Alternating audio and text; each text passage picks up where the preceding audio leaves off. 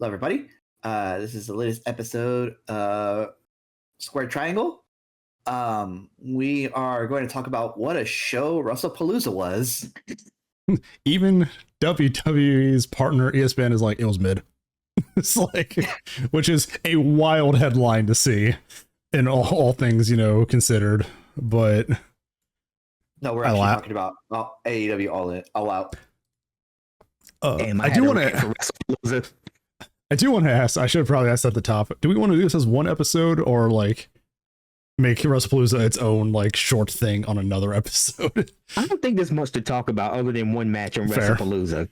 I opened up my foil thing and I have an opening for both All Out and Wrestlepalooza, so I assumed it was two different episodes. But then I saw Wrestlepalooza and I was like, oh, it's 5 matches and they all suck except for one. Here's your review of Wrestlepalooza. Watch Io Sky's match and Stephanie separate, and watch Io Sky versus Stephanie Vaquero separately. And the good winner choice of that match. Yes. Like it feels fresh now. Like it feels like a fresh women's division. Yeah. And this feels like the duality of pro wrestling in 8 hours on a Saturday. I will say, as somebody who is not a tribalist, I did enjoy getting 8 hours of wrestling. That was nice. Yeah, I was out with friends, so I mean, we were hanging out watching it, but like we had people over there who had never watched AEW, and then like the whiplash of going from that to Wrestlepalooza, like it was noticeable in the energy of the room. It's like I kept saying, it was an awful experience for me. I don't know why I keep doing this to myself, but so I think something I do want to point out we'll just get Wrestlepalooza out of the way first and knock that one out. They decided to try to contest the main event of All Out by starting with Lesnar and Cena. But it was funny because we had Lesnar Cena going on a phone while watching the main event. And it's like the entire main event of Hangman and Kyle Fletcher was basically intro, ads, and then 8 minutes of wrestling. And then when that match ended and the ads continued, the main event of AEW was still going on. And I'm like, I don't think the counter programming went the way you guys wanted it to. The main event spanned 2 matches on Wrestlepalooza. And I know this because I was watching them side to side. 35 minutes. There was 2 whole matches that it went through. Also, what's the fucking decision making behind having Lesnar just eat Cena? Like, is Lesnar back as like a full-time guy and they're just reestablishing him? Because this feels like a big fuck you to Cena's send-off. Like SummerSlam 2014 rebound. There was also that sign that says Lesnar should be here. You know why? Yeah, it's like why. It's like he shouldn't be here, and we all know why. Yeah. Let's talk about some of the signs too, because on AEW there was counter program D's nuts on AEW's, which was really funny. But yeah, it was just a weird thing. I was like 8 minutes and Cena fucking loses. Like, are they trying to like build up to, I guess, Mania for those two as like a send off? But it's just Cena's last Mania at the last one. So Cena's last Mania was the last one. Yeah. So it's like, what the fuck is Cena just going to leave? Like, hey, I'm putting over Brock, this new fresh face. Like, I don't know what the hell they're doing with Cena's retirement run, but it's been quite honestly the worst. Cena just doesn't deserve that, man. He really didn't. Is this punishment for shouting out Edge during a few of his matches? I don't know. They're like, all right, Lesnar, you're going to just destroy Cena. No, they just also like shouting out Cena on his match. Yeah. But like, if you're gonna rehash a John Cena Brock Lesnar match, why not do the one from 2012? Why SummerSlam 2014? I know that led to Suplex City and all that, but we've seen that. Like, we've seen that already. Why do Cena like that? Yeah, it just where's my there? I went black for a second. Yeah, I'm bringing up the Wrestlepalooza. Also, so after the 8 minutes of whatever that was, they jump into the next match, which is the Vision minus Seth and Becky because they're too busy having a whole different feud for their faction right now. So it just feels like the two Brawns are just kind of a tag team right now. And the Usos, where somehow Jey Uso manages to concuss himself with a chair shot that he gives somebody. And it's just like, how? Why are you like, the chair shot, like your arms are the only thing that should be moving, Jay. You shouldn't be like full body following through with that, you know? Because it hit Braun and bounced back and hit him, instantly split him open. And I'm seeing him bleed. I'm like, what the fuck just happened? Like, why is he bleeding? Did he blade when like we weren't looking? And then they showed the replay and it's just like, oh no, he actually just like busted himself in the fucking face with a chair. Luckily it was towards the end of the match, so the match didn't suffer for it. But I don't know, this again felt like a weird spot. This got almost the same amount of time as the main event. And it just didn't feel like it pushed anything. Like it didn't further any real story or anything like that, because it just was like almost a clean win because Jay got concussed. They just kind of want to build the vision up at this point, but I'm kind of not feeling this faction at all. It's like there was hardly any build when it started. They just kind of half-assing the story with these guys. I don't know what their motive is other than Seth wanting to be world champion, and we fulfilled that already. And I don't know what they're gonna do with these guys. Like, I'm still trying to figure it out, but it's not good. And LA Knight deserves so much more than being the fucking ref in this match. Like, yeah. And even he like only had a little bit of involvement, you know, with the almost chair shots and him calling out Jay like, hey, was that, you know, were you trying to do that to me? Like, almost like they're trying to build a feud between those two now. And I'm just like, but they're both actual baby faces. Like, so it was just weird. Like, all of these guys, I feel like, just deserve a little bit better than the storylines they've been given right now. Mm-hmm. But that's 25 minutes. I think by the end of this match, the main event of All Out is already over. So now, undivided attention, Io and Stephanie. Best match on the fucking card. By far. These women tore the fucking place down. They were like, these two last matches have been shit. We're going to show out. Like, and yeah, this was an insane match. And I mean, Io's great. Stephanie is proving that she belongs there. And Stephanie wins the title, which I honestly thought like, hey, they're going to build up Stephanie a little bit more. Io might get another run, but they're like, no, Stephanie. And I'm like, good choice right there. Like, you did it. Like, we have a fresh title picture. Like, I'm really okay with it at this point. You know, this is the continuation of the women carrying WWE throughout this whole year. You know, and it's not even close. They've been miles better. Not just on WWE, not just on the main roster, but also in NXT as well. Yeah. You know, so I mean, hats off to all of them. They have been probably the bright spot in what has been a terrible year for WWE. Yeah. And this is the match, not even our reviews on it. This is ESPN, partner of WWE. This is the match that saved this card from being awful. This made it a mid event, but this match saved like everything from being awful.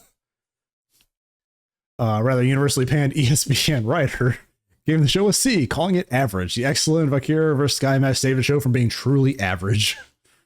So, good job, Steph Io. You're saving the crowd, giving them something at least.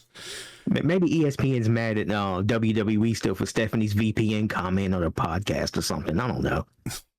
I wouldn't be surprised if this writer is not working. Jesus Christ. Yeah, Stephanie just said it's like, hey, if you can't get ESPN in your area, use a VPN. And ESPN was like, hold up now. Like you can't just say that. I have a strong feeling that Andreas Hale may not be writing for WWE by next week, though. Like that's just my feelings on it. I don't think they're going to react, let's say, favorably to that review from their partner. Nope. Yeah, because somebody in TKO's pissed off. I can probably guarantee you that. Absolutely. Oh, don't give us a shitty show. Yeah, it was a shitty show. And then this fucking match, dude. Oh my god, this fucking match. Punk AJ versus Seth Becky. It is couples having the freakiest weekend that they can imagine. Swingers going out of control. I think with these, why was I you thinking said- that? dude, we said somebody did an AI video of them two facing off, and then it converts into them kissing each other. Like I was like, God damn it, dude! Why I did hate those somebody? videos so much. It's like, why did somebody make this? I hate those videos. I think honestly, this is the match with the two women that you can go full blown intergender wrestling on. Oh yeah, Like they played it way too safe. They did the WWE thing of like, oh, you know, we can't have the opposite sex hitting each other. And it's like, no, I think these two ladies have earned, you know, their spot here that they can do full blown intergender wrestling and it will be fine. they did like sliced bread and stuff like that. Like They did. Flashes of it. They did flashes of it, but it wasn't like long term. It was like hitting a move on each other. Yeah. And then the win came when AJ locked in, you know, Black Widow on Seth. When we So look at AEW's All Out, we'll see some more intergender action. oh no, and it came when Lee first lynched a summit to Black Widow. I thought Seth tapped out. No, No, it was Okay, Becky. okay. She tapped out the So they Black couldn't even. Widow. Yeah, that makes sense. There's no way they're going to have Seth tap to that as Oh, no. champion. Like, but it's just like, I don't know, man. The way that they do mixed tag matches, it's always been like, it definitely slows it down a bit because then they get the moment of like, oh, look, he's tagged out to his wife, and now the other guy's frustrated because he has to tag in and not wrestle. And it's just like, always like this weird like back and forth for it. I mean, they had the flashes of stuff, you know, with AJ hitting Seth with a stomp and stuff like that, which was really cool. But 30 minutes was just too fucking long for this match, dude. 29 minutes. Did you guys see Ronda Rousey shitting all over this? No, I didn't. But I'm really like- gonna look at it now that you mentioned it. Well, because like I it's fuck Ronda Rousey, right? Because she's a Yeah. transphobic bitch. But like it's that heartbreaking. The most unlikable person has come up with this. like- A post you agree with. And it's so bad. It's like, somebody pointed out, it's like, you can tell when TJ Wilson produces a match. This Yep. is a TJ Wilson produced match. And I mean, like, you have AJ, who is like this very respected women's wrestler from, you know, the last era and stuff like that. And she's been like the inspiration for people like Roxanne and all that. And I get all on camera so I can like do this. But you have her swinging at Becky like that. It's like she's doing windmill arms like a child fighting in like the playground. It's For those of you on Spotify, Sharky swung his arms like someone was holding his I was forehead. punching the air like Triple H did after seeing that review. Like, Yeah. but it's like she's swinging her arms and like windmill like hits like a fucking playground fight. It was like, what the fuck are we doing here? You know? I think the problem with this match is that just 30 minutes was too fucking long. But that match, absolutely. That could have been like 18, 20 minutes and it would have been fine. But they just dragged a lot of things out in this match just a little too long. You know, with, you know, the couple separating each other at times. It almost was a little repetitive in some spots. Seth throwing his wife onto nothing. Yeah. Like, he's like, I'm going to throw Becky onto Punk or AJ, and then they just roll out of the way so Becky just hits the fucking mat. And granted, I mean, I think most of this was probably the intros. But Seth and Becky came down looking like SpongeBob's Goofy Goober. You know, they full on raspberry Pop-Tart outfits that they had on. And then, admittedly, it was cute with CM Punk having AJ's husband on his shirt. Like, that was actually kind of cute. That's cute. I would do that if my wife was a wrestler and I was. You know, that man's tilted though, because this is the same night that we also got a return of somebody he fucking hates. Oh yeah. It's like, so, but yeah, this match I mean, what the fuck, dude? It's like almost double the time of the fucking main event. It was like 5 more minutes. It's just insane that this match was given that much time. Especially everything else on the card, you know? Or the lack of things also on the card. It could have been another match entirely cut in the half, you know, with the time on this. I guess they wanted to give AJ like a long match to come back to. trying to get her feet back and trying to get her feet wet. And she looks great again. I mean, there was like some of the moves like looked awful, like the windmill punches, but like she hasn't missed a step in the ring. It's crazy. About the same, yeah. Yeah, and she's still in great fucking shape, dude. Yeah. Somebody pointed out, my friend pointed out, it's like, why does CM Punk look like a tired, grizzled, like ex-cop now with like the beard coloring that's coming in and everything? He looks like a Chicago cop that's off duty. He looks like he's about to tell Seth Rollins he's off the case. Yeah, basically. So yeah, longest match, least impressive match, and then a weird as fuck main event, dude. Like it feels like just a standard wrestling match, which it wasn't overbooked or anything, and there were some like spots where Drew just wanted to pretty much take out Cody Rhodes. But like the clip that's going around is like Cody like just overselling and like stumbling while trying to run the ropes, and Drew kicking the wood out of the table and stuff like that. I guess he was trying to sell like the attack from Drew McIntyre on SmackDown, which was like a headbutt. Yeah, but like, the rest of the match, he's fine. The rest of the match, he is fine, and then he tries to run the ropes, and halfway through the ring, he like stumbles down and falls to a knee, and it's like it's the injury from last SmackDown. And it's like, but it's like we've seen Drew deliver glass kiss to multiple people, and like none of them acted like that. I just thought that was a weird thing for Cody to do. Trying to sell that. Cody's an overdramatic bitch, and he just keeps going for it. I think the WWE fans are starting to figure that out, which is what AEW fans figured out back in 2022, that he's overdramatic as fuck. Like, it's just, and then Cody wins, and it's like, what the fuck are we doing with Drew at this point now? And this came after like Drew McIntyre like had an ankle injury of some sort after booting himself through through the announce table. Yeah. Yep. I don't know. It's like, I think somebody pointed out, this didn't feel like a big event like they've been trying to make it out to be. This felt like a Saturday night main event card. It really did. This was mad overhyped. Triple H promised a lot of surprises. There were no surprises aside from Stephanie winning. I'll count that as a surprise, so we're not fully failing him. Hall of Fame. But then it was just like, and then like, yeah, Undertaker coming out doing like crowd work to induct Stephanie into the Hall of Fame. Yeah. I was just like, what is going on? Like, what is this fucking energy right now that Undertaker has? It's like he's a talk show host trying to do crowd work. Like, it was odd. It was a very odd show. And on top of that, Triple H hyped it as surprise and spectacle, but it's ironic because all of the surprise and spectacle came from what we were about to talk about, which is AEW All Out, because it had a lot of that and then some. Yeah, and it's like, this is the show that you put on specifically to try to counter program a rival company. And this is the quality of matches you think are going to have people turn the channel to you? And what's worse is people were really pissed off because this was pretty much a Peacock level show, and now they're paying triple the price for it on ESPN. Yes. People are really pissed off about that.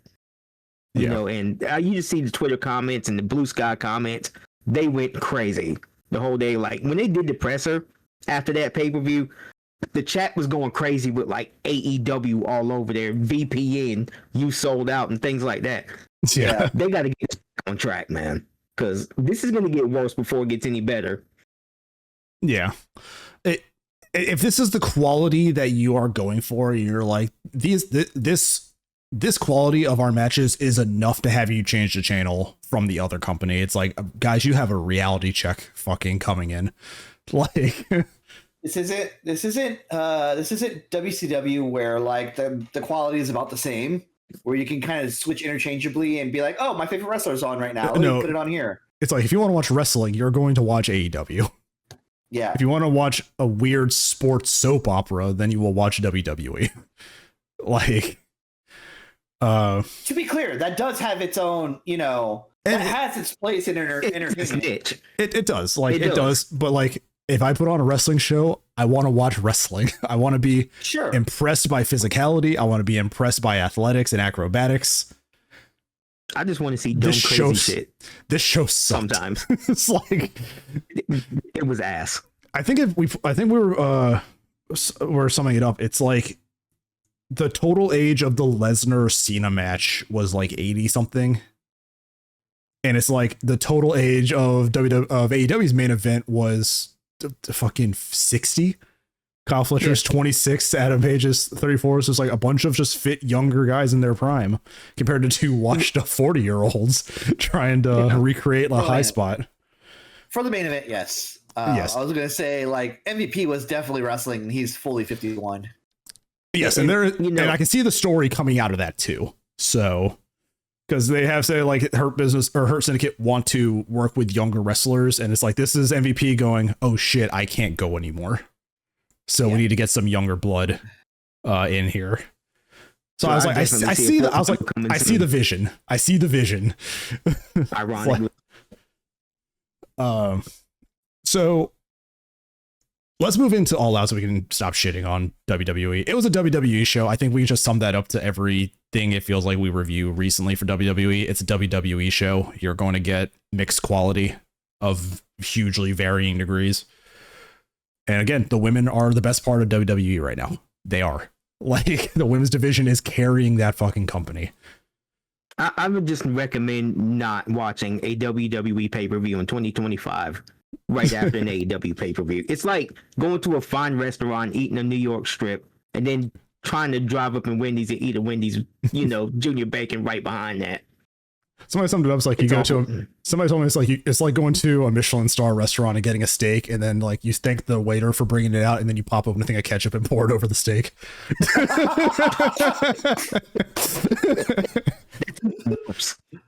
Yeah, that's pretty apt. Yeah. How dare you? So All Out. I got caught behind a drawbridge, so I missed the first match of this card, which was Adam Copeland and Christian Cage versus FTR. I thought it was good. I thought it was fine. I think it was the perfect match to open Toronto with. Yes, for sure, with the hometown crowd. There was some really funny chants of like, he's your father, and oh fuck the revival. Yeah, and I mean, you're not gonna boo fucking Edge and Christian in Toronto.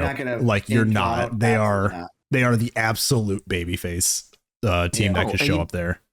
And to make this point right here, you also missed Bubbles from the Trailer Park Boys, because they had like a cameo before this match. Yeah, they had Bubbles there. It's like, why not throw in Trailer Park Boys? You're in Canada. It was either that or somebody from Letterkenny. I think both would have worked. Like, yeah. So the Copeland and Christian win. It was a close match, and at the end of it, Nick Wayne and the fellas come by and whoop on Edge and Copeland and Christian, and then Beth Copeland shows up. I see her take out Stokely.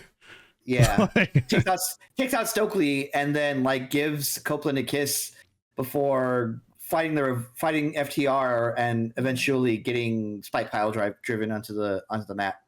Yeah, and again, it's like AEW is just like intergender wrestling. Fucking go for it. It's like we're gonna have Beth Copeland take a fucking Spike Pile Driver. Yeah. So to your point about that was happening about the same time as the main event. Oh, sorry. No, I got my times wrong. Yeah, this opened the show. So it's the opener. We're going back in time now. Yeah, we're going back in time. I just want to also cover the pre-show. Cover the pre-show real quick. Sure. We had the Ops, Hobbs, and Joe defeat the Workhorsemen. I'm actually really happy to see the Workhorsemen back. They feel like a very reliable, like mid-card tag team for people to wrestle. It's JD Drake and Anthony Henry. The second match was Garcia versus Shibata, where we see more of Garcia's heel turn, where he drives, Shibata's head into a chair and stuff like that. So building up Garcia's heel a little bit more. And then part of the Conglomeration, we have Hologram and Paragon defeating the Frat House, which is a Ring of Honor team of Cole Carter, Griff Garrison, and Preston Vance, led by a guy named Jack Jameson, which is a great wrestler name. Jack Jameson at work. Griff Garrison's when they moved him to Ring of Honor, they had paired him with Maria Kanellis as his manager for a bit. So it's like he's just one of the like day one guys who's like still just doing things. Yeah. And Preston Vance is there with him too, so it's like they're keeping a lot of their original guys together still. Just the ones that never got over, putting them somewhere else. Or the ones that just they didn't know what to do with, you know, like Preston Vance joined Rush's faction and then like nothing really came from that. And Griff Garrison had that great moment with Dark Order of who the fuck is Griff Garrison. And they tried doing some stuff with him and it didn't really get over. And so but like the Frat House seems like it's working as like another mid-card like tag team in Ring of Honor or a trios team. And then we had the 8 women tornado tailgate brawl. Harley Cameron, Mina Shirakawa, Queen Amanita, and Willow Nightingale versus Megan Bayne, Penelope Ford, Julia Hart, and Sky Blue. 8 fantastic women in this match. And I've seen close to it. It looks like it was fun.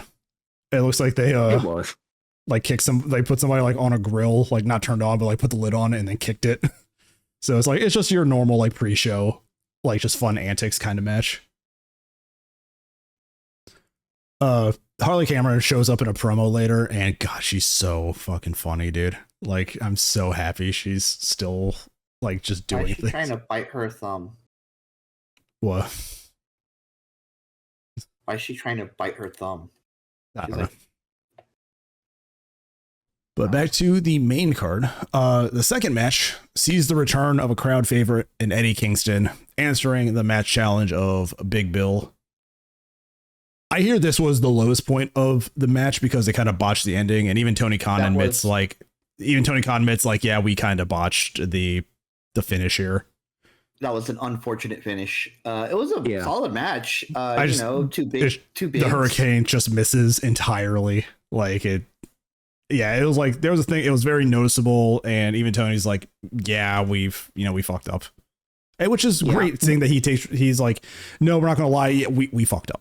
Like it was a bad finish. So it was. But like Eddie Kingston, he's been off TV 16 months. He was a little rusty. Yeah. Like not every wrestler comes back as polished, from a long layoff. And, I'm going to excuse it this time, because it happens, it happens. Mm-hmm. But yeah, it was a bad finish. But I'm glad to see Eddie Kingston back. Yeah. So I came in towards the end of it and so I didn't see any of that stuff. I had to see clips of it like online and everything. And I was like, oh, that's unfortunate. Yeah. That is the lowest point of the card, though. It's just a bad finish to a match. Everything else after that is just like it's foot on the gas throughout the entire card. It feels like there's nothing on here that feels like a bad match. So when I got there, this match has been over, and this match had just started. Mark Briscoe versus MJF in a tables and thumbtacks match. Brutal shit. To be clear, MJF just got back from Mexico. He lost his fucking match in Mexico. He flew here to do this fucking match. Man's built different. Assembled differently. 2 losses in a weekend though is interesting. I'm just wondering what the plan is. Maybe it's just they do chalk it up to I just got my ass beat in Mexico and then you put me in this match. Like I don't know. I would say MJF really is a machine, bro. Like, yeah. And that was like a really brutal match with Mystico down there in CML because I saw clips of it. And to him to go out there and do this match again, I just got to give him props for that. He is a generational talent. You gotta love his. You gotta love his attire for these death matches. He purposely wears all white just to sell the effects of all the blood. Like every time he has one of these matches, he's like all white. Just all white clothing. Yeah. I want you to see it. It's like fucking Briscoe having thumbtacks in the back of his head like for most of this match too is insane. And it's just these two guys beating the shit out of each other, and it's not like overly crazy or overbooked. It's just a very basic, the whole ring is covered in thumbtacks, and now we're going to have to deal with it. It's like, and this was a match that I was watching with people who had never watched AEW before. So like, this is the match. It's like probably not a good first match to like really see when it comes to like, you know, the hardcore elements. But how horrified were they?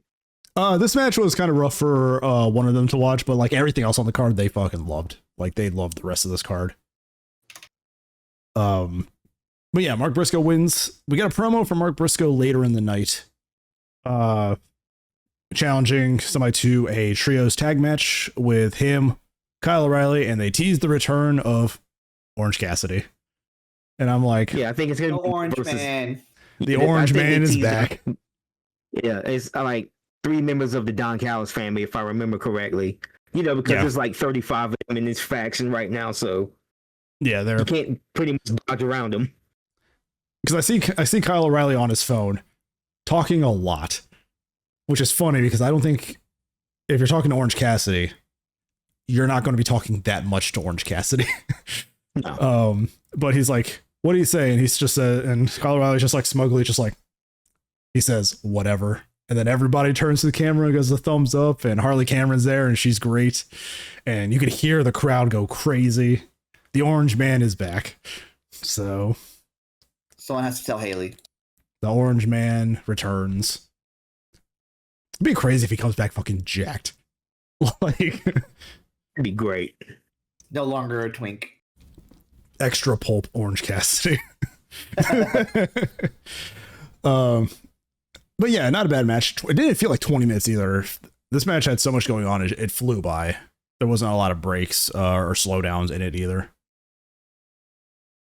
And I think there was one table pulled out, and that's Mark Briscoe hitting MJF on the outside with the elbow. So kind of underutilizing the table spot of the stipulation. But I might be wrong. And I liked this trios match. This next one on the card. It is Ricochet and Gates of Agony versus the Hurt Syndicate. We have officially had the team renamed to The Demand. Which is an interesting name. It's an interesting name, and they all came out with like one-piece admiral cloaks, which I think is definitely Ricochet's doing. Fucking nerds, like, yeah. You need to shove Ricochet in weebs. Wrestling is for the weebs, people. Ricochet gets thrown around this match and with audible screaming, which again makes him like the perfect just comedy heel at times. Yep. This was the match with the Hurt Syndicate with Bobby Lashley, Shelton, and MVP. And MVP, the whole MVP rocking Punisher gear, which I really liked. And it is MVP also, I think, losing them the match too with the knee injury. So we see where the story is going.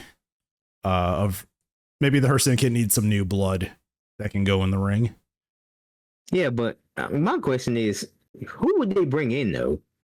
That is a good question. I'm looking at the roster and I'm just like, I don't know who isn't doing anything right now. Like, so no, because I'm figuring it's got to be some kind of a debut, right? Because I don't know, Cedric's in TNA, so it ain't him. Who would fit well with the Hurt Syndicate in his current form right now? I don't know. Swerve maybe, but Swerve's injured. Swerve's injured. I don't know. I'm thinking they might have some people in Ring of Honor that they could call up. I'm thinking Moriarty, maybe Lee. He seems like a good fit. I think Lee Moriarty is still with Shane Taylor. Yeah. So, I mean, Lee Johnson is currently with Blake Christian as a tag team. So I don't know. So I have to look at the actual roster. They got rid of or I think they released the guy who was like the 6'5" wrestler. Like it was like 6'5" African American guy that I think WWE tried out and then let go. Go? No. It's fucking Oh, I know who you're talking about. EJ Duca, I think. Yeah, I think they released him, so I don't think he's available. So I don't know. Maybe they start trying to recruit people. Maybe, Kevin Knight. They can kind of build on the big backstage heat with Speedball and try to get his tag team partner away from him. Right. And I think Kevin Knight would be a good addition too. I mean, the guy would probably fit their style a lot. And just Kevin Knight on the card later too, just showing like he's fucking great in the ring. But yeah, so Ricochet, Bishop Khan, and Toa Leona beat the Hurt Syndicate. They've really built Toa Leona to be this like powerhouse against Bobby Lashley too. Like he's so far been like the only guy that Lashley's had a hard time kind of throwing around. And I just forgot how good Bishop Khan is. Like it's so bad that they've had these guys for so long and just like underutilized them until recently. Yeah, I kind of like what they're doing with Toa Leona. He's a lot more animated than he used to be. And I think Ricochet has done wonders for the Gates of Agony because now they just don't feel like, heavies or bodyguards or sidekicks anymore. They feel like an equal part of a group. Yeah. And these guys are all talented, so I can't wait to see the continuation of this feud because I think it's going to get better. Along with this element of maybe bringing in another member of the Hurt Syndicate and just having MVP be a manager to them. Yeah. We'll just see where it goes. I mean, the most out of left field thing that they could do is that the big debut or big return for the Hurt Syndicate is Keith Lee. Like that's the only person I can see being like the big like left field return. Yeah. It's not really. He doesn't really fit the like we hurt people shtick though. No. So it's like that's one. It's like hey, we just need somebody. We still have Keith Lee on contract. He's somewhere, like let's pull him in and get him doing something. But I don't think it's going to be him. I think they'll find somebody else or they'll debut somebody else. Like they might. Who knows? Is Cedric under contract with TNA or is he just freelancing? I don't know. So if he's just freelancing, then yeah, they'll just be like, hey, we need you. It's like, but yeah, it was a good match. And these matches too, like they don't feel they go longer than they need to. Like all of these matches have been timed perfectly. Everybody went in, did their stuff, had a understandable finish, had a very believable finish to these matches. So just good producing, good timekeeping all around. Yeah. This Mercedes match, I think, destroys all things that we have thought about with Mercedes because we're like her best matches are with people that can throw her around, and then Rio shows up and it's like bullshit. It's like she's wrestled Rio before, right? No, I don't think so. I think she has.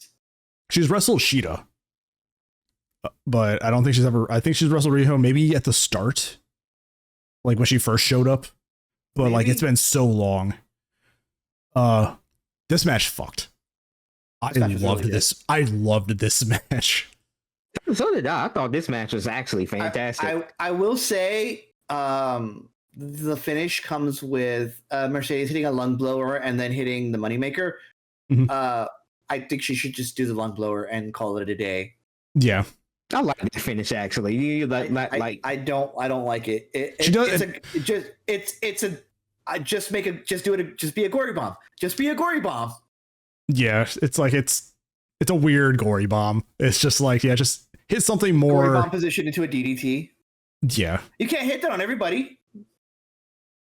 Yeah, it's different, but I do like the lung blower transition into the finish, and I think lung blower could be like a good backup finish because it just feels like it can come out of nowhere too, which is really good. Again, just women owning this fucking weekend because this is the first of two women's matches that were like fucking great matches. They were absolutely stomping each other in this match too. Like Rhea was just Mario stomping the hell out of Mercedes in this match. Mercedes hit like a drop kick that hit Rio in the throat. Yeah, she went backwards. It was like these two were going unnecessarily hard, and I like this. I imagine like Rio pulled her aside and just like, we both wrestled in Stardom. Let's do this. It's like, yeah. It's like, hit me. I don't give a shit. It's like, there was a really cute moment of having Mercedes like by the announce table, and she asked Bryan Danielson for permission to go up on top so she could stomp Mercedes, which I thought was just a really cute moment between those two. Yeah. Rio's just like, may I? And Danielson's like, go ahead. It's like completely it's like an objective of observer, clearly. Danielson also gave us one of the best reaction memes from the weekend. I think I posted it in the Discord. Oh, the one where he's like cheering. He's doing the SpongeBob. Yeah. It's like he's doing that energy, and Don Callis is like the complete other end of the emotional spectrum, just pointing, and it's like, this is it. Like, this is a meme that's going to get mileage in the wrestling community. Bryan Danielson has been a revelation on commentary. He has. He does get involved with something later, which is also really nice. I'm glad they let him get involved. It fits the story. But I want to point out too, like, we've seen this in most of Mercedes matches. She lets her opponent kick the shit out of her for like the first half. Yeah. Like, it was a one-sided match for Rio for like the first like 9 minutes of this match. And Mercedes is just getting her shit kicked. And stomped. And then it starts turning into an actual wrestling match. It's not this back and forth of like, hey, Rio can do everything, and then I'll spend 5 minutes doing all of my stuff, and Rio gets no offense in. It's like, oh shit, Rio's kicking my ass. And then we transition to an actual back and forth wrestling match. Like, say what you want about her. She's selfless. Like, she lets her opponents look very good in the ring. Yeah. My friend pointed out when Mercedes came out, she had all the guys with her belts, and it's like, why does she have a fuckboy harem? It's like, it's like, do you think what? He was like, do you want a fuckboy harem? My friend was like, do you think she picked out which belt each of them wears? It's like, you will look good in the pink one. You will look good in this one. It's like, because the thing is, like, Mercedes has so many belts now that she has to come up with like creative ways to bring them out. mm-hmm. That's why you have all these setups, and you know, the fanboy. You had like the Chippendales Army and the setups and the cheerleaders wearing belts and stuff like that. I'm like, oh, she thinks she's slick. She don't want to carry all these belts, so she's doing all of this now. And then at Forbidden Door in England, she had all like the King's Guards, like with her belts with them, and I was like, man, the downward spiral of her beginning to lose all these belts is going to be generational. But I think it's going to happen like once she beats Ultimo Dragon's record, because, you know, he had like 10 belts at one time. But that spiral is going to be incredible. Yeah, but a great Mercedes match. Again, like, if you want to watch great women's wrestling, like, again, this is just one of those matches. Like, put this on your list of things to watch. These women are fantastic. And it's like, it's crazy because it's like, they're not large women either. They are two very small women's wrestlers, but like, Rio put out so much power behind her shit, and Mercedes is still like occasionally a great technical wrestler, which is what she did sometimes in this match. But like, Rio got to showcase herself as, you know, being the first AEW's women champion. It's like, she is not going down without a fight. So it was a great return of Rio too. I just kind of wish they could be more consistent with getting her into the US to actually do things. Well, with the current climate going on, it's going to be a little difficult for a lot of people. I think it's always been like visa. I think it's always been visa issues. Like, she was here for a few months. She's had to go get it renewed. So she disappears for like 6 months, and then she'll show back up for like 1 or 2 big matches, and then disappear for another like 6 months. The car sheet is going through the same thing right now. You know, she's having, you know, the visa issue. Yeah. You know, and that's unfortunate because her and Rhea and Shida are day ones, and they're both fantastic. And I just miss seeing them, you know, on TV. Basis, Match 10 on the card, which I think is actually more like match 6 on the main event. This match fucked so hard. It's like, is this a unified 3-way? Yeah. Mascara Dorado had no reason to go this hard, but he fucking did. Mascara Dorado might make it to my top 10 this year. So he's probably going to. I got to rethink that one. Let's put the expectation on the table here. People see Mascara Dorado, Konosuke Takeshita, Kazuchika Okada, and you're like, okay, they're going to like beat up Dorado, and we're finally going to have the one-on-one that we've wanted for a while. And surprise, it's Dorado hours, baby. It's like you put this guy in a match with like arguably two of the best wrestlers on the planet walking right now. He looked like $1 million fucking dollars. Like that. He looked like he belonged. Absolutely. It looks like CML might just have another Mystico on their hands. Yeah. You know, if they book him right. You know what I'm saying? So, and I'm wondering if that's the point. It's like, hey, look, Dorado is great. Have him beat Mystico. Like, maybe. I mean, because if this was a way to try to showcase who they might think that's their, they might think is their future top guy, this was the way to do it. Because he went crazy in this match. He was the standout of this match. And again, this is a match involving the G1 winner and one of the best wrestlers on the planet right now, Konosuke Takeshita, and one of the best tournament wrestlers of all time, and the guy who's been consistently the best in the world for most of a decade, Kazuchika Okada. CML has themselves a dog there, man. They do. Yeah. And we did get it. We did get the brief teases of the one-on-one that is sure to come. You know, when we have Takeshita picking up a 235, 6'3" Okada like nothing for Blue Thunder bombs. It's insane. Like a sack of potatoes. When they finally get their one-on-one, when we finally get that, you know, Takeshita face turn away from Don Cal's family, it's going to be legendary. Yeah. The teases there were already good enough, but just this Dorado stole the show for me, dude. Like, insane performance in this fucking match. Like, absolutely insane. And I'm like, this is Grand Metalik. WWE had no idea the fucking monster they had backstage. Actually, it's not Grand Metalik. Grand Metalik is still around as Metalik. This is like another Mascara Dorado. He started in 2021. I had to look that up. Okay. Yeah, because I saw like he was 23, and I was like, that doesn't actually sound right. He would have had to be like 19 when WWE hired him. Yeah, that's not Grand Metalik. Yeah, he's still around as Metalik. That's it. He's the Grand Metalik is the original Mascara Dorada. Yeah. Okay. That's right. They changed the characters because it's a mask, not a person. Have sequel characters. Yes. They have legacy characters, yes. Yeah. It is the reboot of the comic book with a new Mascara Dorado. It's just like yeah, dude. I mean, and I figured he was there to take the pin. I didn't think he'd get that much offense in before taking the pin. Right. And just the building tension between Takeshita and Okada, and like you can feel it bubbling.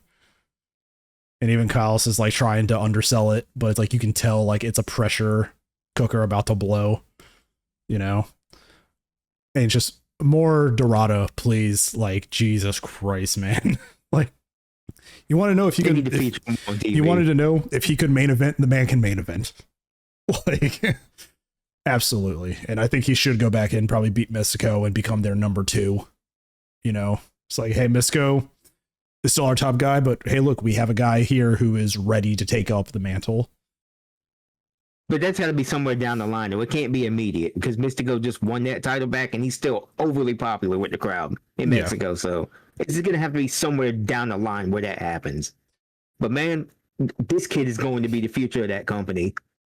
If he's not, if he doesn't have a dual contract at AEW after a while, but yeah. So I just think he's going to be their future. So 6 matches in. Hands down, this triple threat is my favorite match on the card so far. Yep. Like, there's nothing on this card that has come close to this. I mean, the Mercedes match is good, but this is by far, like, hands down, like, this is the match so far of the night. And then, to kind of bring us down, from, you know, the hype that was that display of athleticism, we have the train wreck that every AEW pay-per-view has. Where it's a train wreck not in terms of quality, but in terms of just what has led to it. We finally get Moxley and Darby Allin one-on-one in a coffin match. A match that Darby Allin has not lost yet in his time in AEW. And this is the first time any of the people at the house, aside from me and my friends, had seen Darby Allin. So they're like, is he okay? And it's like, the safest place for him is inside that wrestling ring. The moment he stepped out of one, he got hit by a bus.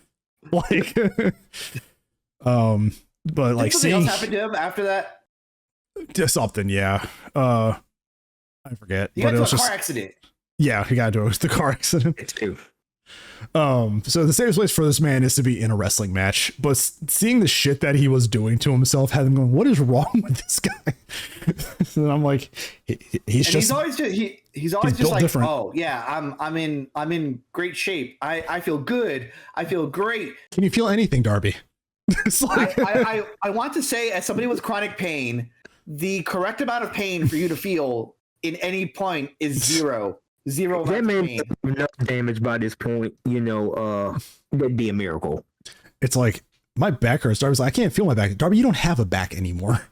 It's like, it is bone fragments. It's like, Moxley is coming out first during this. He's going through his entrance through the crowd. He's having a time of his life, and Darby's like, fuck you, I'm jumping you.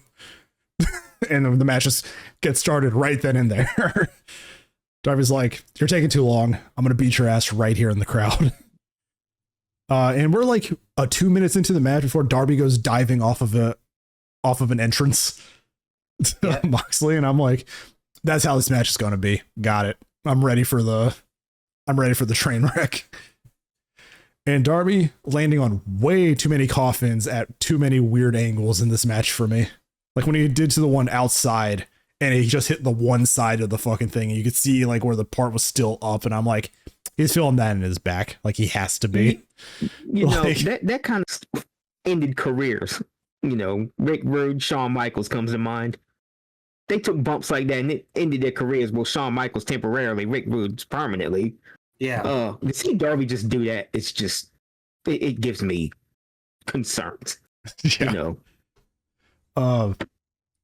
We do get the eventual intervening of the Death Riders showing up. They get Darby into a body bag, try to throw him into the coffin. He gets out of it.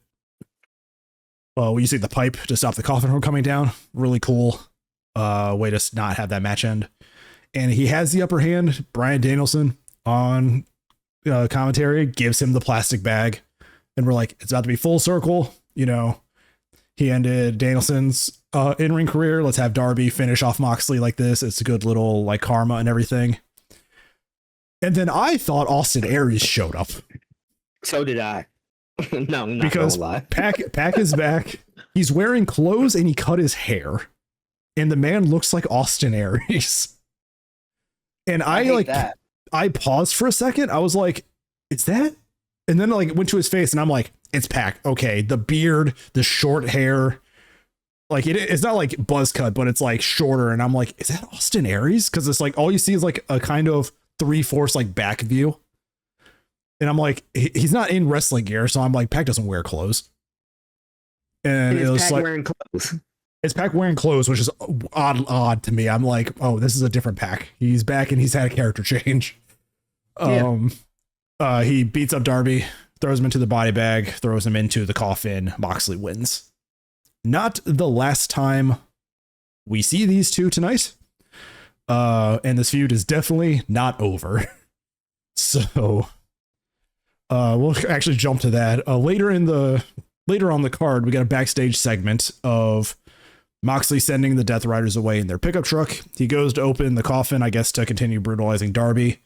Darby hits him with the pipe, goes full one-on-one with the Death Riders now gone, throws him into the body bag and lights it on fire. And because of course it's the nylon fabric. So it's just like, it just melts. It's like it congeals and melts. It just like drips on, but it's all Moxley's legs. So it's not like serious risk of, being a burn. That nylon doesn't burn for long. But it's all waist below on Moxley. He has jeans on, and the security pulls him apart and Darby's looking unhinged. This feud is definitely not over. And I'm wondering where it goes from here. If it just ends in a steel cage or something at World's End or something like that. Yeah, that would be appropriate for Darby and John Moxley. Because I've always said the Death Riders began with Darby Allin, it has to end with Darby Allin. Yeah. And I think that'd be the perfect place to do it. But you have to go through like 2 more events before that. So it's going to drag out for a couple months. Yeah, it's definitely going to drag out, but it's definitely not over. And Darby's looking more and more crazy. Overall, like a good match, though. I mean, John Moxley is going to put on a good match. They're going to be slower matches and, you know, more focused on, you know, some deathmatch elements, but he still puts on good matches. This next match, though, I feel is criminally undertimed. I guess they had to adjust time, so they did this for just under 12 minutes. The Fatal 4-Way for the AEW Women's World Championship match. A great lineup. We have Tekla, Jamie Hayter, Chris Statlander, and Timeless Toni Storm as champion coming into this. And surprising, this was the Tekla showcase for the most part. They're like, hey, Tekla's hot right now. We're going to showcase her. They're eventually going to get taken out of the... Jamie Hayter and her are eventually going to, you know, feud it out because she put Hayter on the shelf when she arrived. And then... They kept going at each other the whole match. Yeah, they kept going at each other the whole match, and it was just nice back and forth. Tony got her offense in as champion. Statlander got to show her strength and all that. I just wish there was more because they, like I said, they're only given 12 minutes. But despite all of that, it was time. They made the correct choice. Using Wheeler Yuta's seatbelt pin, Chris Statlander wins the AEW Women's World Champion. Long overdue. Like, the first woman to win both the TBS and the AEW Women's. Something somebody pointed out too, if you look at this card, it's just, this is day one, guys, down the whole fucking card. Like, it's like, hey, you were with us from day one. It's showcase time, you know. With a smattering of New Japan. With a smattering of New Japan. This is part of the, I think this is part of a huge AEW reset. They're actually just pretty much putting the titles on their guys. They're bringing back some people. They're really doing an incredible job of filling the void that Swerve, Ospreay, and Kenny Omega left behind. And this is this is the first pay-per-view without those three, and it doesn't feel like they've lost a step in terms of in-ring quality. And that was my biggest concern, you know, of them losing a step with those three gone. And it just seems like they just ramped it up even more. So I'm kind of excited now. It just shows that the rest of their roster can go. Like, you have your three like top baby faces, you know, you have the wrestling, you know, just the flashy styles of Kenny and Ospreay, and then Swerve's, you know, connection to the crowd. But even without that, this show felt hot as shit. Fluid style. Like, but Chris Statlander is now champion. Honestly, long overdue. There were several matches in the past where like it's her time to win this. I think being the one to finally beat Toni Storm because it's not just a one-on-one. She had also other people kind of distracting Toni and wearing her down during the match too. But she gets it, and Toni is looking. Some people were saying like she looks like stunned, like she can't believe it, and I don't read it that way. I read Toni Storm as the class like, oh, what a woman. Like, she finally did it. Somebody finally got the title off of me. It's a very classic way of just like, it's admiration to Chris Statlander. Like, she did it. She beat me. You know, it's like, that's how I'm reading like that emotion, and her lingering, like looking at her. It's just like, finally, somebody else has stepped up. It was almost like she was giving off proud mom to Statlander. You know, it was absolutely like it was that look of like, I'm so proud of you. Yeah, you know. So Chris Statlander is now Women's World Champion. I hope Toni Storm gets a small vacation. Like, she's carried that title for so long in so many great feuds. She did have the really funny interview of like, I killed Mariah May. You know, I sent her packing and all that, and she's like, but that Blake Monroe, like, she still gave props to Mariah, even using her like WWE name. Like, it's just, she's always in character. Speaking of that spot, I really do think Tekla filled that spot perfectly, because like, she's been fantastic in all AEW since her arrival. You know, I think she has pretty much filled the void that Blake Monroe, Mariah May left behind, I believe. It seems like every time they lose somebody, they have somebody who steps in, and it's not just a replacement. It's somebody who's like, okay, I'm in this spot. I have to show out. And it's like they actually give a shit about the position that they're put in. Like and I mean, yeah, Tekla's been insane since her debut. Like just a great in-ring talent, great character stuff. She's doing the faction with Sky Blue and Julia Hart also. So, a bigger threat than what she seems in this match. Her teammates weren't there to assist. But yeah, Chris's time. I hope it's great. I hope the feuds are good. I hope they give her a decent run and not make her like a transitional champion. But yeah, that's my only fear right now. Because they would do that. They would, and that's the thing. It's like I know they would, and at the same time, she won with Wheeler's move, so clearly her little thing with the Death Riders probably isn't over yet either. So I don't know if Marina Shafir is going to start getting involved in Chris's, business when it comes to the women's title, but we'll have to see. But a criminally underrated time for this match. I think. Yeah, I think this 12 minutes is gotten more time. 12 minutes is a little short. Like, yeah, this one should have gotten more time. And it's weird because the other match that didn't get a lot of time didn't need a lot of time. The Eddie Kingston Big Bill match. Yeah, that had 7 minutes. I feel like that should just been a squash, honestly. Like, I'd be fine with the Eddie match being like 5 minutes. He comes back, Hurricane wins. Yeah, no, just like wails on Big Bill a bit, gets him down, hits the Hurricane, pins him, just a quick squash. I think Big Bill can recover from that without an issue. But yeah, just 12 minutes. Maybe they take it away from the next match, or at least the main event. I understand why they probably gave a ton of time to the main event. They knew they'd be going face to face with WWE, so they're like, let's put time into it. Maybe shave off a few minutes on the 4-way ladder match to just give the women a little more time to show their shit in this. Speaking of, this ladder match was great too, though. Ladder match was really good. Brodito continues to impress me. I am always a big fan of the little guy, big guy tag teams. Little guy, big guy tag teams are fantastic. It always works. It always works. X-Pac and Kane. Big Show and X-Pac. Bryan Danielson and Kane. Yeah. So yeah, Brody King and Bandito, they're a fantastic team, and they're over with the crowd. Like I'm just kind of like, man, I'm gonna feel so bad. I don't know what happens when Buddy Murphy comes back. What happens to this, or does Buddy Murphy just come back as a solo guy? And it's like, hey, I'm gonna do my own thing now. Possibly. Or does he come back? Like that's the other question. Or does he just go back to WWE and stay with his wife, No, he just signed a new deal with AEW not too long ago, so he's not leaving just yet.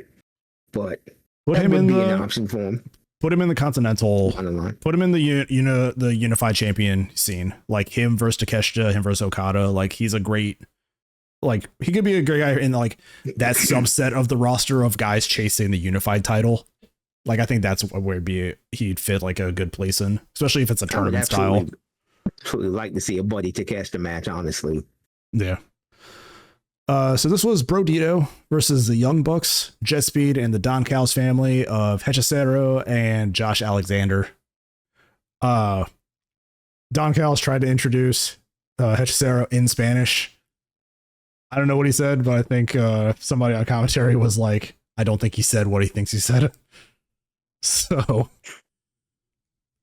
and it's a 4-way ladder match, dude. You're going to expect a train wreck of a match. Like we had guys going through tables. We had guys jumping over ladders being swung. We had guys landing on ladders and moonsaulting onto guys on ladders. It was fun. It was a fun match.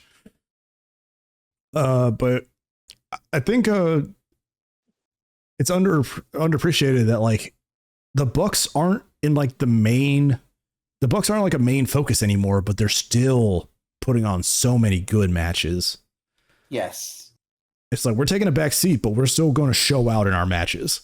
Like, yeah, I think the whole point of them removing the EVP titles from them was to get them back to just showcasing to the crowd that they're actually just great wrestlers. Also, and I think it's worked. Absolutely. minus, and the whole production feud thing. That's the whole funny. bits with the production, that was just extra. The money bag is looking a little bit lighter, so I think we're just on like a crash course to broke bucks again, though. Yeah, because they're spending it all. Yeah, they're spending it all. Like $500,000 doesn't spend like it did 30 years ago. Yeah. So So take that into account. I wouldn't be mad if that's just the Bucks' whole gimmick of like, hey, we got money, we're going to be all like proper and rich again, and then we're broke again. And it's just like all this other shit. Jet Speed getting a chance to show out in this match too and showcase themselves. Speedball had that great spot on Hechicero where he did his like flipping knees. Completely missed Hechicero though and landed on the ladder, which was kind of rough. And also, why are you wrestling this ladder match in your bare feet? Mike Bailey, please put shoes on. It's like, I'm more concerned with blowing his knees out eventually.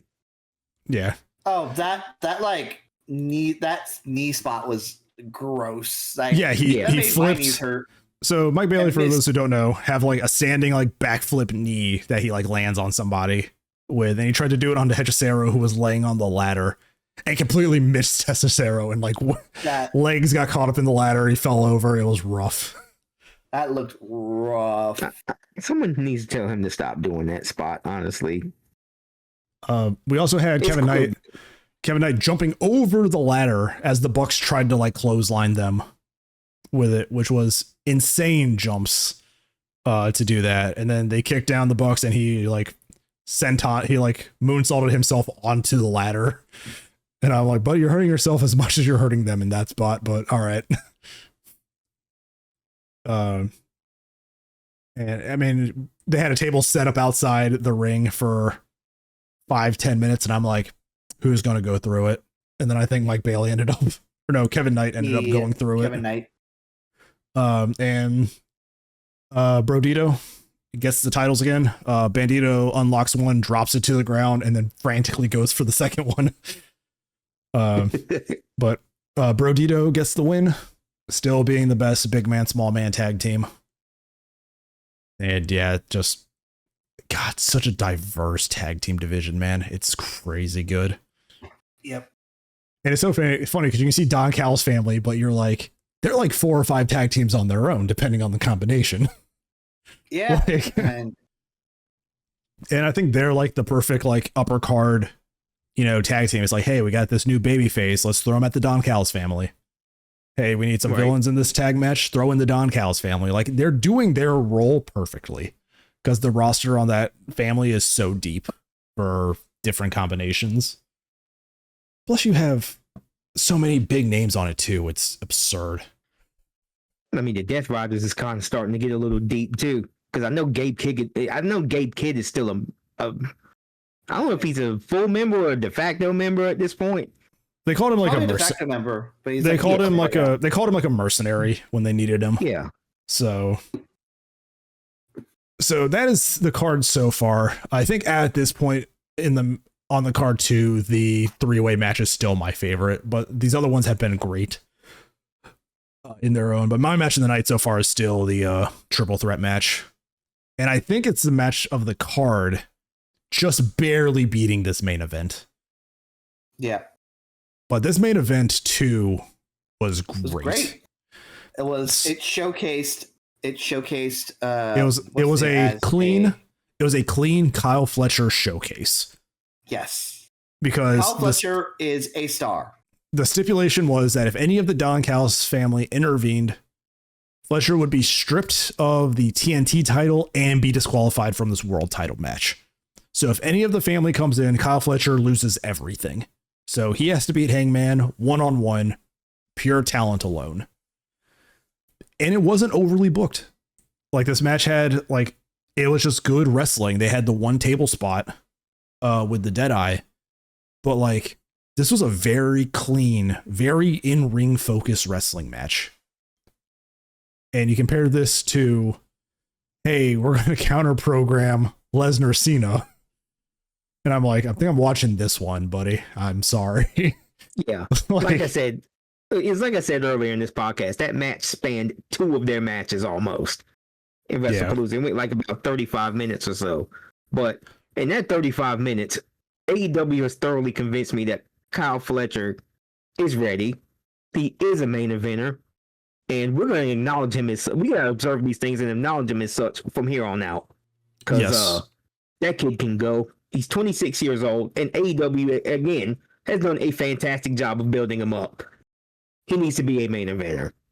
I don't think that he just. I just don't think that he can just be a mid-carder for long. Yeah, I know he has a TNT championship, but let him build that title up, pass it off to somebody else, and get him in the AEW World Title picture in 2026. No, see, I don't think he loses the TNT championship. I think they do option C, where he's like, I want another shot at the world title, Hangman. I am turning in this TNT title for a shot at the world.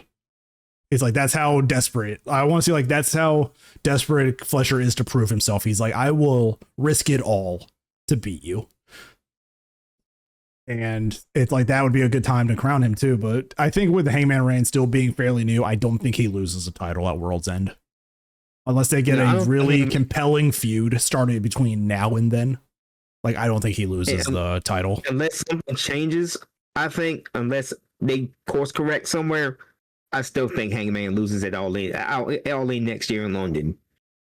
Probably. I think he drops the title to Ospreay because it would be time then. If Ospreay returns by then.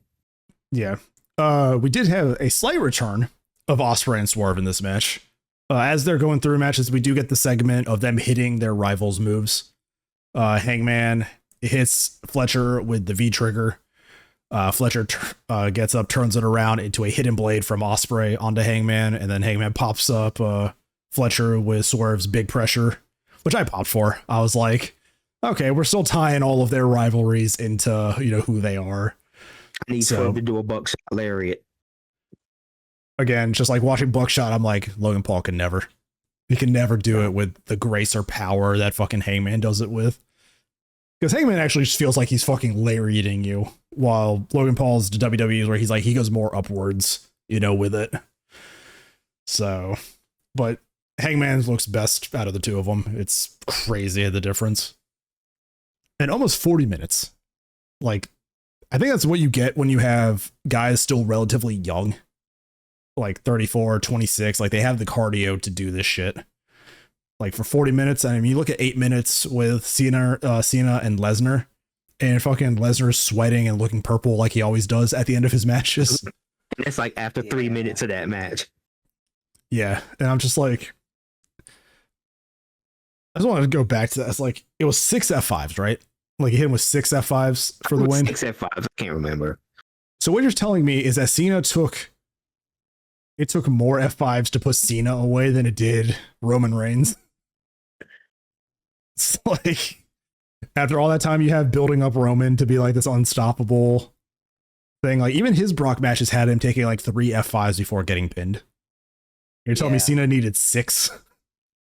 Like, and it's like, hey, fuck you kids. We're going to have you crying in the crowd because Lesnar just ate John Cena. That is always a good like shot though, of like the kids crying after that. That's a good camera shot. I kind of felt like he was losing when he came out with all the Make-A-Wish kids. I'm like, oh no, they're going to kill Cena in the ring. Like that was the instant like thing. It's like, oh, Brock Lesnar is going to destroy this man. But yeah, it's like this match for Hangman and Fletcher, it wasn't overbooked. It wasn't overly complicated. There was that one table spot with the Deadeye.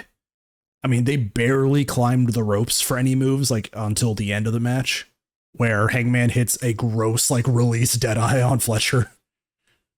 Like he jumps from it and it's like midair. He just lets go of Fletcher. And I was like, whoops. I don't know if that was intentional. And Fletcher landing like awful on that too, but still, not getting hurt by it or anything. And just, yeah, man, it's time to strap the rocket to Fletcher. Just no, you have no other option right now. Like you've seen what he can do. Like he's the Don Callis family's top guy right now. And I think that should be setting, some sweat down Okada's back too. Like Fletcher is him.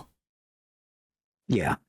And it's absolutely, it's crazy. The man was a tag team wrestler for so long. And it's like this, he's on the Shawn Michaels route of going from tag team wrestler to solo act. It's insane. Yep. I mean, company is going to be fighting for Kyle Fletcher his entire career. I can already see it. You know, AEW's going to probably re-sign him. WWE is definitely going to be sending contracts. You know, he's sending feelers out to Kyle Fletcher. He is guaranteed a job in this industry if he stays this good. Like, it's crazy. I don't even think the kid's entered his prime yet. He's only 26 years old. So only 26, and like, what, his first year and a half as a solo wrestler, and he's this good. Yeah, like he's got a whole future ahead of him. You know, he's going to be good for many years, for decades. If you can transition from being a tag team wrestler to being a solo act in like a year and a half, which I think is what it was, because he turned on Ospreay last year at some point. Like, if you can do that in a year and a half and be this good on your own, you're naturally talented. You're a natural at this fucking sport. Like, yep. I mean, let's not put it past. Hangman looked great in this match. Like, there's a reason he's, you know, babyface champion right now. And I mean, my theory is he's still Magnum TA's son. Like, I'm seeing it on the face, the body structure. Both of them are from Virginia. Like, I'm like, something happened. He's related to Magnum TA just genetically. It's like, and it's just, oh, man, what a great card. Yeah. But you know what, guys, we forgot something. We forgot something. There was another reunion that happened. There was. We did forget that. At the end of the tag team match, if they hadn't spoiled it on both Instagram and being plainly obvious, it probably would have hit better. But we knew that Jack Perry was coming back because the Young Bucks get a knife in the mail, which I think is a federal crime. Saying, it sure is. Saying that, like, you won't stab me. And it's like, this is the last time he stabbed me in the back. And it has like a custom made like blade. And then Jack Perry uploads an Instagram video of him smithing that blade because he's a blacksmith in his free time. So we're like, fuck, you know, it's like we could have assumed, but now it's like, it's just proven. But Jack Perry shows back up, turns on the Bucks. So back to babyface Jack Perry, which I think is long overdue.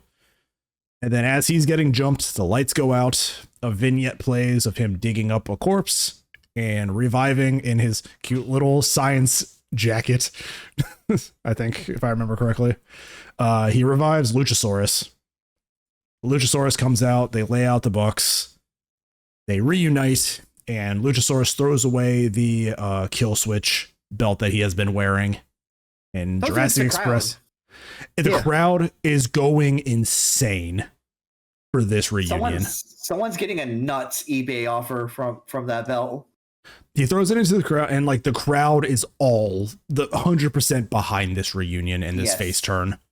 And they reunite, they hug it out. The crowd goes crazy. Tarzan Boy starts playing. The crowd is back in the waving. Jack Perry is over his shit. You know, it's insane how much the crowd missed this tag team. And I can't wait to see if Jack Perry comes back, you know, full blown Jungle Boy, or if he's just like still, you know, kind of just playing Jack Perry and not Jungle Boy. Right. That's going to be interesting to see, though, that comes out of this. It is. But like you could hear it in the crowd there. Everybody's there's the energy of like, finally, the old favorites. And that's another thing. They reunited a day one tag team. Yes. Like they're just like, you know what? Run it back. Like, get the classics. I would be interested to see how this turns out with Jack Perry not actually being Jungle Boy anymore. Yeah, so I'm wondering how that's all gonna go. That's my only like, how are we gonna do this? Also, he had like a knife holster on his belt, which was weird.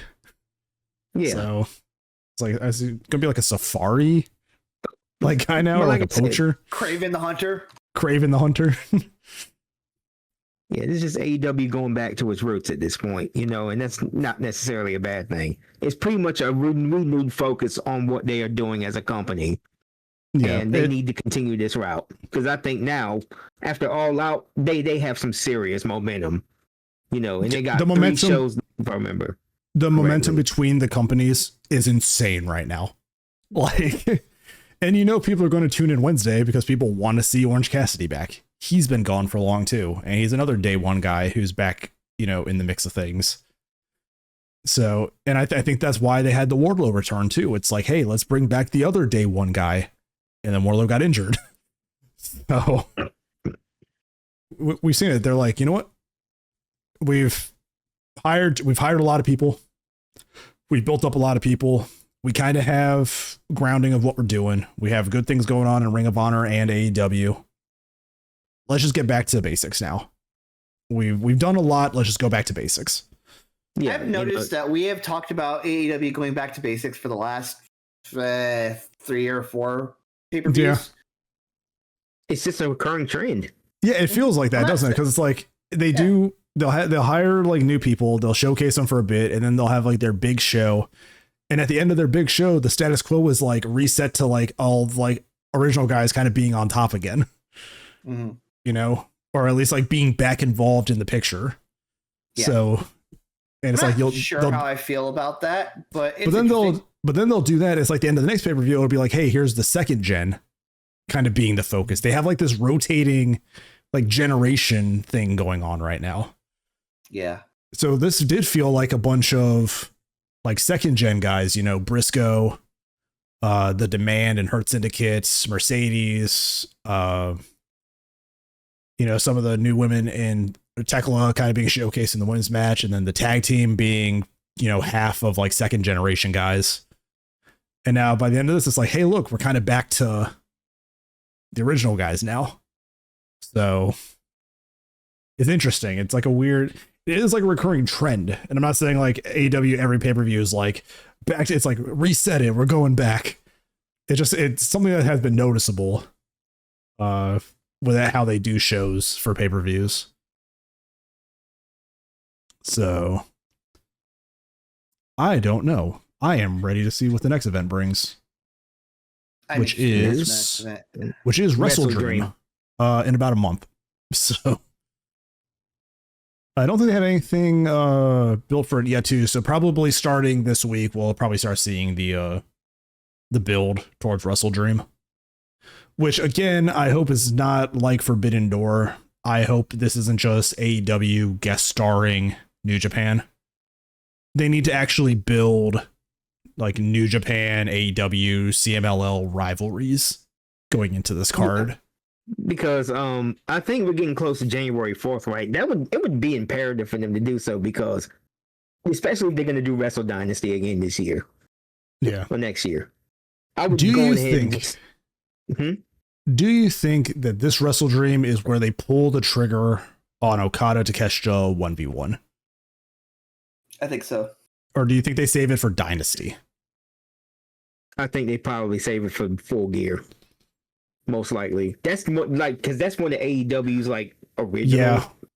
They probably save it for Full Gear, or maybe even World's End. Yeah. What would be considered AEW's big four right now? It's what? Revolution, Double or Nothing. Revolution, Double or Nothing, Full Gear, and All In. All In, All Out. All In, All Out, like kind of together, because they kind of did it as like a split thing. So yeah, that would be their Full Gear show then, because that would probably be the best place for Okada and Takeshita to just kind of air it out. Yeah. It is kind of their, because I think their original four, because they used to do it every 3 months before they started adding stuff. It was Revolution, Full Gear, All Out, All In, and whatever. But yeah, we have 3 events left for the year for AEW. I hope we get Okada Takeshita this year. Like, I think that'd be like a great like big finale to end on. But I'm kind of wondering too, where does the main event scene go from here?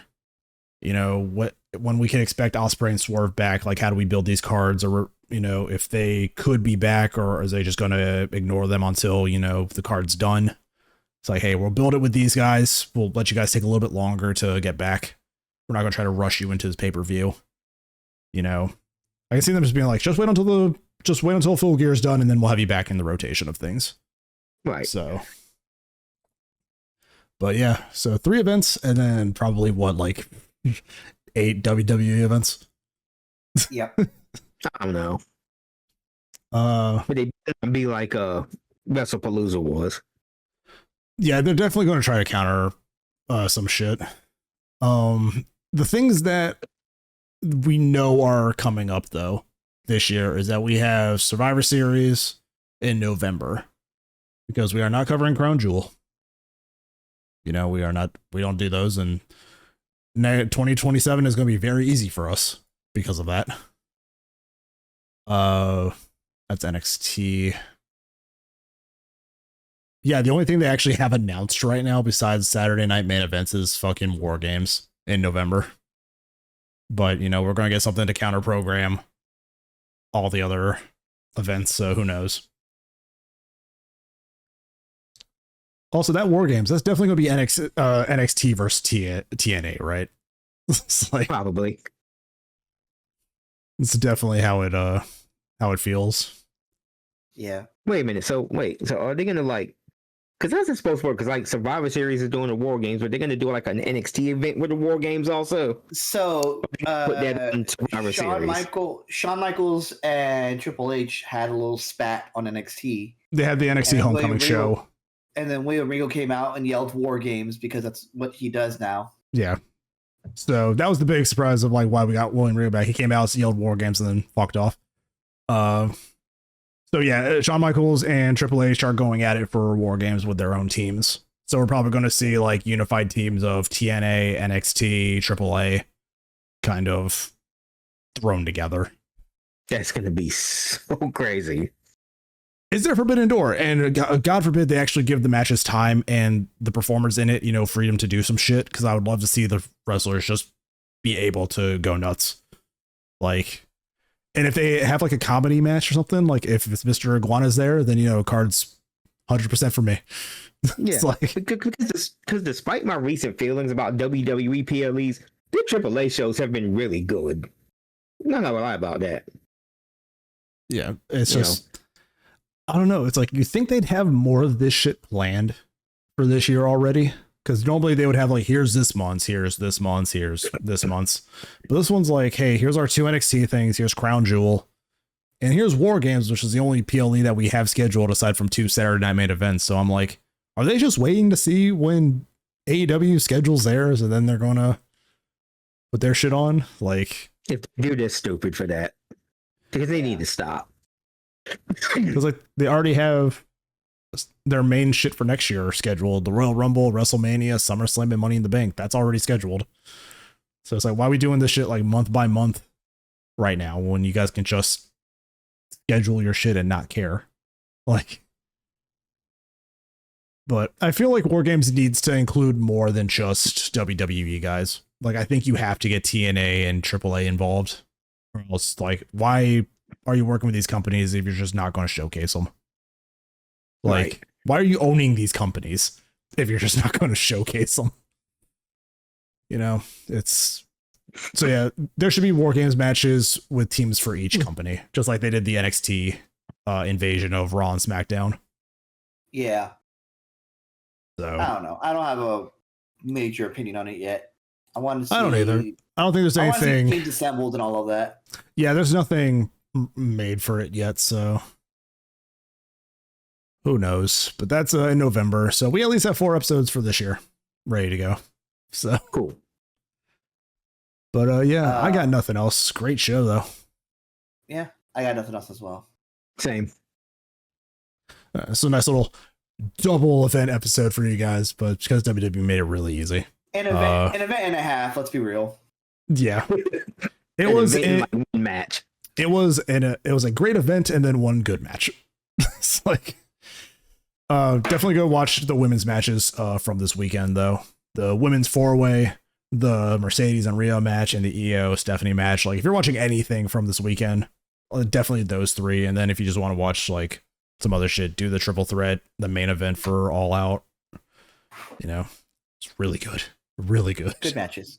Good matches. Watch the triple threat for the unified championship, if anything. Like, Mascara Dorado, big star, want to see more of him. CMLL, You got fucking talent and money on your hands. Use them right. So, but yeah, that's it. As always, our usual rundown here at the end. If you guys are listening to us on Spotify, we do have video versions of this on YouTube. You guys can see me arm flailing at the start of the episode. And again, if you're watching on YouTube, we have Spotify. If you guys want to listen in the car and something like that.